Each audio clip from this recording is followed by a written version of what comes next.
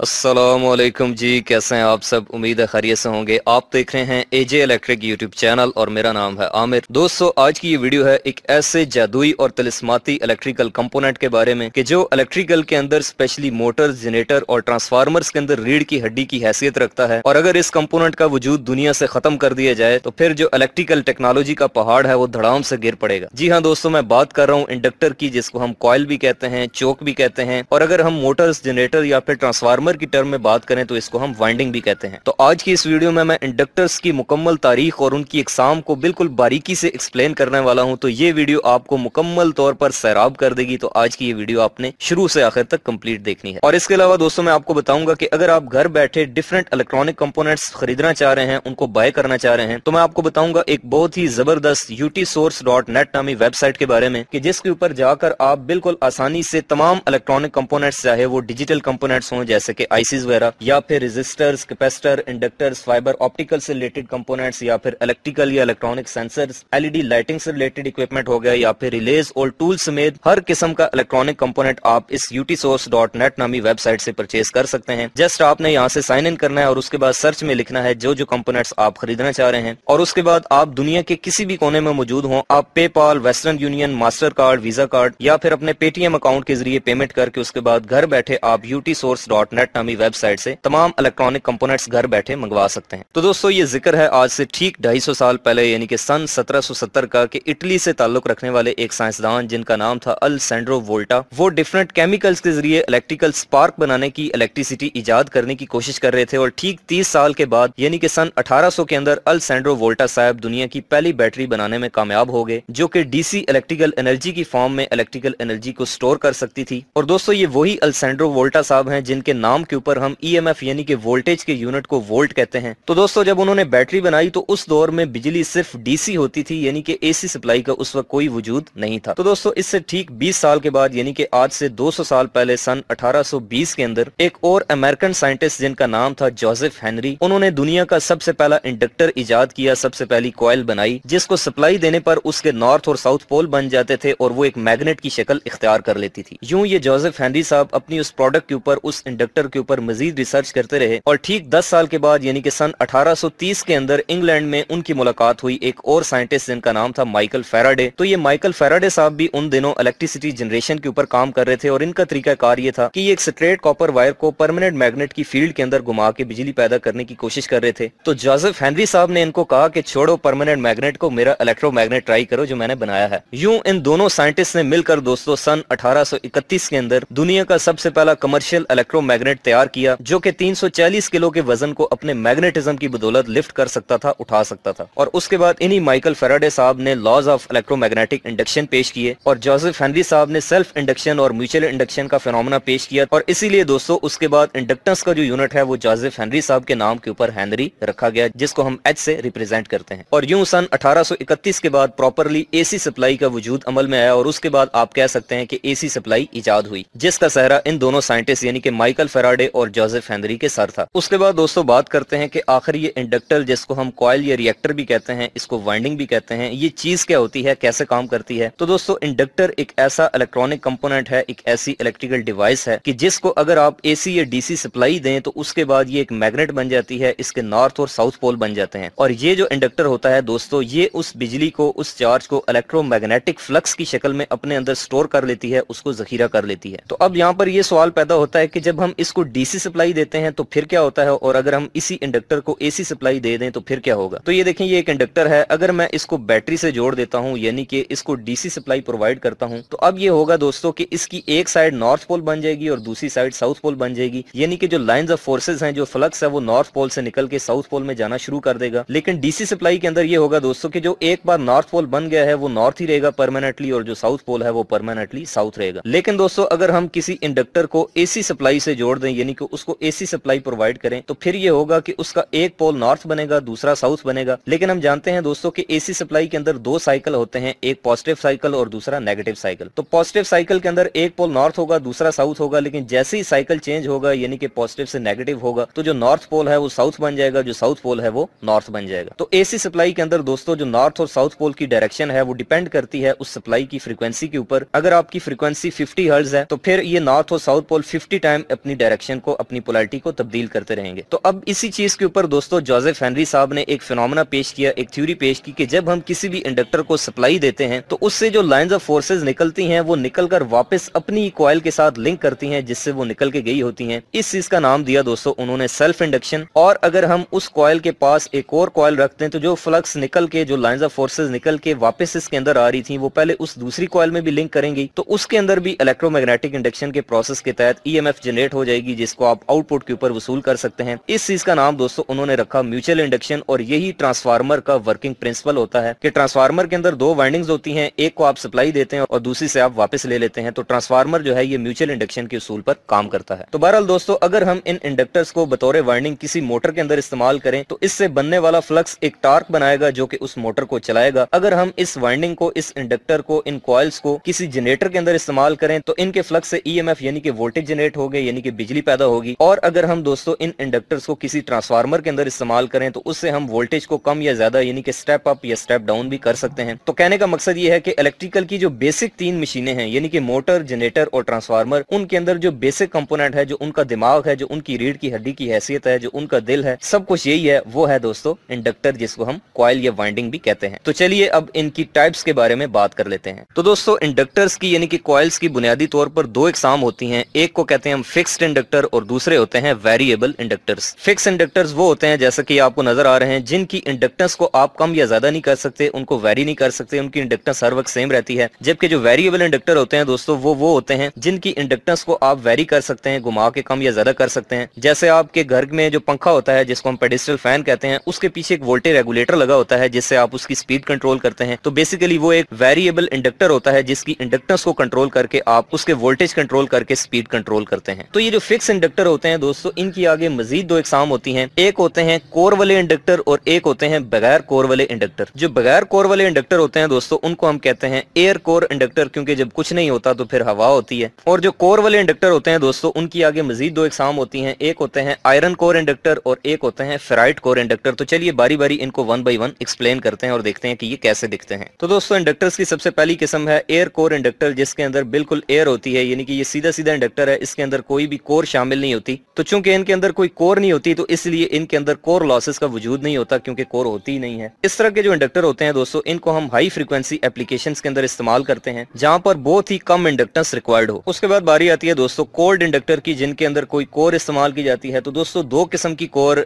जो है वो इंडक्टर्स के अंदर इस्तेमाल की जाती है। एक होते हैं आयरन कोर इंडक्टर्स और एक होते हैं ferrite core inductor. Iron core का मतलब दोस्तों ये है कि जिन इंडक्टर्स के दरमियान में इस तरह की आयरन की एक सुलाख, एक रॉड डाली जाती है, तो ये एज ए कोर बीच में आ जाती है। कोर का मतलब दोस्तों होता है अंदरूनी तय, अंदर वाली तय। कवर कहते हैं बाहर वाली तय को और कोर कहते हैं अंदर वाली तय को। तो ये जो आयरन कोर इंडक्टर होते हैं दोस्तों, इनको हाई पावर एप्लीकेशंस के अंदर या हाई फ्रीक्वेंसी एप्लीकेशंस के अंदर इस्तेमाल किया जाता है। इनका मैग्नेटिज्म बहुत स्ट्रॉन्ग होता है, इसीलिए इसको हम, ये देखें, ये एक सर्किट ब्रेकर की कॉइल है, तो इनको हम सर्किट ब्रेकर के अंदर इस्तेमाल करते हैं। इसके अलावा रिलेज के अंदर स्विचिंग करवाने के लिए भी हम इन आयरन कोर इलेक्ट्रोमैग्नेट्स का इस्तेमाल करते हैं। लेकिन ये सॉलिड आयरन की कोर डालने का दोस्तों सबसे बड़ा नुकसान ये होता है कि आपको पता है कि इसमें से जो फ्लक्स निकल रहा होता है वो फ्लक्स इस कोर में से गुजर के जा रहा होता है। तो उस फ्लक्स की वजह से ये जो कोर है ये हीटअप हो जाती है, ये गर्म हो जाती है और इसके अंदर लॉसेस बनना शुरू हो जाते हैं, जिनको हम कोर लॉसेस भी कहते हैं, क्योंकि ये कोर के अंदर हो रहे होते हैं। और इसी को हम आयरन लॉस भी कहते हैं। और इसकी दो टाइप्स होती हैं, दो कैटेगरीज होती हैं। एक को हम एडी करंट लॉसेस कहते हैं और एक को हम हिस्टेरिसिस लॉस कहते हैं। तो इन लॉसेस को दोस्तों मिनिमम करने के लिए, इनको कम से कम रखने के लिए, इसी के अंदर एक और जो है वो टाइप इजाद की गई है, बनाई गई है, जिसको हम लैमिनेटेड आयरन कोर इंडक्टर कहते हैं। और बिल्कुल ऐसे ही दोस्तों जैसे आपने ट्रांसफार्मर देखा हो, तो ट्रांसफार्मर के अंदर जो वाइंडिंग होती है वो भी बेसिकली इंडक्टर ही होती है। तो जो ट्रांसफार्मर की कोर बनाई जाती है दोस्तों, वो लैमिनेशन से बनाई जाती है। और लैमिनेशन को उर्दू में कहते हैं हम पत्रियां, यानी कि ये पत्रियां आप छोटी छोटी देख रहे हैं, तो बहुत सारी पत्रियों को फोर्ज करके, उनको आपस में कंप्रेस करके एक कोर की शक्ल दे दी जाती है। तो इसको हम कहते हैं लैमिनेटेड कोर। और इनमें से हर पत्री दूसरी पत्री के साथ वार्निश या फिर कागज के जरिए इंसुलेट होती है। और ऐसा करने का मकसद ये होता है कि ताकि एक पत्री की जो हीट है वो दूसरी पत्री में शिफ्ट ना हो, उसमें ना जाए। तो एडी करंट लॉसेस यानी कि जिनको हम कोर लॉसेस या आयरन लॉसेस भी कहते हैं, उनको कम से कम रखने के लिए, कोर को गर्म ना होने से बचाने के लिए हम इस कोर को पत्रीदार बनाते हैं। और इस तरह के इंडक्टर को दोस्तों हम कहते हैं लैमिनेटेड आयरन कोर इंडक्टर। उसके बाद जो कोल्ड इंडक्टर्स हैं दोस्तों, इनकी दूसरी किस्म है जिसको हम कहते हैं फेराइट कोर इंडक्टर, क्योंकि उनके अंदर कोर के तौर पर फेराइट मटेरियल को इस्तेमाल किया जाता है। फेराइट बेसिकली दोस्तों एक फेरोमैग्नेटिक मटेरियल होता है, यानी कि एक ऐसा मटेरियल होता है जो आसानी से मैग्नेटाइज हो सकता है, आसानी से मैग्नेट बनने की सलाहियत रखता है। और मैग्नेटिक लाइंस ऑफ फोर्सेज यानी कि फ्लक्स को आसानी से अपने अंदर से गुजार सकता है। तो ये बेसिकली आयरन के कुछ मेटल ऑक्साइड्स होते हैं जिनके अंदर दूसरे एलिमेंट्स मिक्स करके हम ये जो है वो फेराइट मटेरियल बनाते हैं, और इसका जो केमिकल फार्मूला है वो कुछ इस तरह से होता है।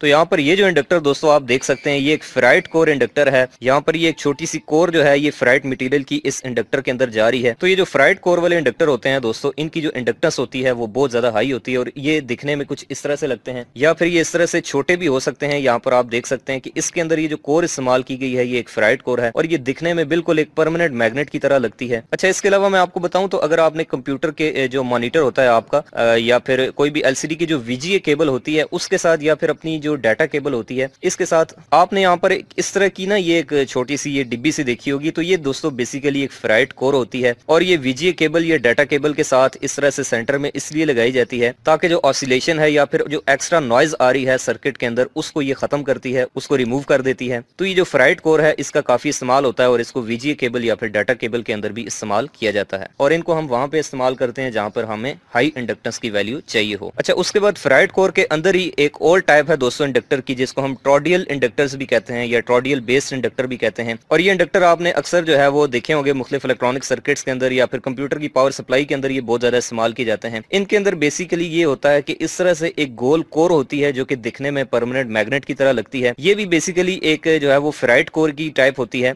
लेकिन इसको इस तरह से ट्रोडियल शेप के अंदर बनाकर उसके ऊपर इंडक्टर को वाउंड किया जाता है। तो इसीलिए दोस्तों हम इस तरह के इंडक्टर्स को कहते हैं ट्रोडियल इंडक्टर। और इनका सबसे बड़ा फायदा ये होता है कि ये कम से कम मैग्नेटिक फ्लक्स को जो है वो जाया करती हैं। मैग्नेटिक फ्लक्स लीकेज लॉस जो होता है वो कम से कम होता है इसके अंदर, और इनकी जो एनर्जी ट्रांसफर करने की एफिशिएंसी है वो भी बहुत ज्यादा होती है। तो हाई इंडक्टेंस होने की वजह से दोस्तों इनको हम लो फ्रीक्वेंसी एप्लीकेशंस के अंदर भी इस्तेमाल कर सकते हैं, जैसा कि इनको मेडिकल डिवाइसेस के अंदर इस्तेमाल किया जाता है। इसके अलावा इनको स्विचिंग रेगुलेटर्स के अंदर इस्तेमाल किया जाता है। इसके अलावा एयर कंडीशनर, रेफ्रिजरेटर के अंदर और टेलीकम्युनिकेशन डिवाइसेस के अंदर, और इसके अलावा म्यूजिकल इंस्ट्रूमेंट्स के अंदर भी हम ट्रोडियल इंडक्टर्स को इस्तेमाल करते हैं। उसके बाद इंडक्टर्स की सबसे लास्ट किस्म है दोस्तों बॉबिन बेस्ड इंडक्टर। और बेसिकली इनको बॉबिन बेस्ड कहने की वजह यह है कि ये जो इनकी कोर होती है ये एक बॉबिन की तरह की होती है, यानी कि इस तरह का एक बॉबिन बना होता है, उसके ऊपर जो है वो इसको वाइंड किया जाता है। तो इसीलिए दोस्तों हम इस तरह के इंडक्टर्स को बॉबिन बेस्ड इंडक्टर्स कहते हैं। जैसा कि आप इस इंडक्टर के अंदर देख सकते हैं कि ये एक बॉबिन है, उसके अंदर जो है वो वाइंडिंग की गई है, यानी कि उसके ऊपर वाइंड किया गया है। तो इस तरह के जो इंडक्टर्स होते हैं दोस्तों जिनके ऊपर जो है वो एक बॉबिन के ऊपर आप वाइंड करके उसके बाद एक कोटिंग चढ़ा देते हैं, इसको हम कहते हैं बॉबिन बेस्ड इंडक्टर्स। और ये बेसिकली पीसीबी के लिए बनाए जाते हैं, यानी कि ये पीसीबी माउंटेड होते हैं। जैसा कि आपको ये एक पीसीबी नजर आ रहा है, यानी कि प्रिंटेड सर्किट बोर्ड नजर आ रहा है। तो जब हम इसके ऊपर कोई इंडक्टर लगाएंगे तो उसके लिए हम इस तरह का बॉबिन बेस्ड इंडक्टर जो है वो पीसीबी के ऊपर इस्तेमाल करेंगे। इसके अलावा दोस्तों अगर आप ये इंडक्टर्स या फिर किसी भी किस्म के इंडक्टर्स या कैपेसिटर या जो भी इलेक्ट्रॉनिक कंपोनेंट परचेज करना चाहते हैं तो उसके लिए मैंने आपको बताया है कि आप utsource.net इस वेबसाइट को विजिट करें, इसके ऊपर सर्च करें जो भी आपको कंपोनेंट चाहिए, और उसके बाद वो तमाम इलेक्ट्रॉनिक कंपोनेंट्स आपको घर बैठे जो है वो मिल जाएंगे। तो दोस्तों मैं उम्मीद करता हूं कि आपको आज की ये वीडियो कंप्लीट देखने के बाद इंडक्टर्स के बारे में सारे कॉन्सेप्ट्स क्लियर हो गए होंगे। तो अगर आपको ये वीडियो पसंद आई है, अच्छी लगी है, तो आप इसको लाइक करें, और अगर आप अपने दूसरे दोस्तों का भी फायदा चाहते हैं तो उनके साथ भी इस वीडियो को शेयर करें। इलेक्ट्रिकल और इलेक्ट्रॉनिक से रिलेटेड आइंदा भी इस तरह की इंटरेस्टिंग और नॉलेजफुल वीडियो देखना चाहते हैं तो आप मेरे इस यूट्यूब चैनल एजे इलेक्ट्रिक को सब्सक्राइब करके बेल आइकन प्रेस करें। मिलते हैं नेक्स्ट वीडियो में, तब तक के लिए अपना ख्याल रखिएगा। खुदा हाफिज।